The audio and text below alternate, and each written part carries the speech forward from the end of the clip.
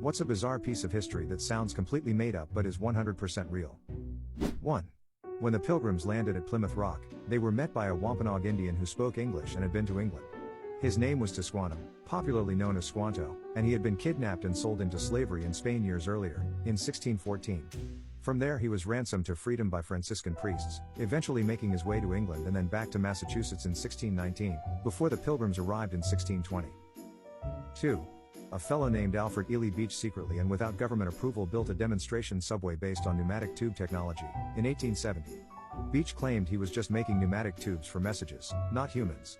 This caused a public sensation when it was unveiled, and people flocked to ride it, even though it only had one station, but due to various reasons, it was never pursued. Eventually it was sealed up and forgotten about. However, when New York actually started to build a subway system in 1911, the workers digging the tunnel broke into the tunnel created by Alfred Beach, and found everything just as it was left: a subway car, the tunnel, even the piano used to play music for passengers in the station, frescoes, fancy lamps, etc. They were allegedly dumbfounded. Imagine digging the first subway, only to dig into another much older subway you didn't know about. 3. For some time, wealthy Romans used asbestos napkins, because they could be cleaned by putting them into the fire, incinerating the dirt, but leaving the asbestos. 4. A British sailor survived 3 ship sinkings in one day during World War I. TBH, it was 3 ship sinkings in a single morning.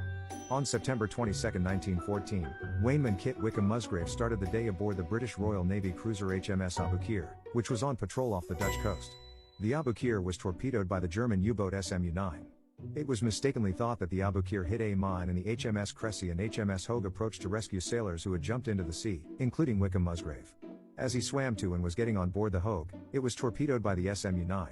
Into the water again, Wickham Musgrave then swam to the Cressy and it, too, was torpedoed by the SMU-9. He was eventually found on a bit of driftwood, became unconscious and was eventually picked up by a Dutch trawler. Nearly 1,400 British sailors died in the 3 sinkings. Musgrave survived World War I and rejoined the Royal Navy in 1939, survived World War II and lived to the age of 90.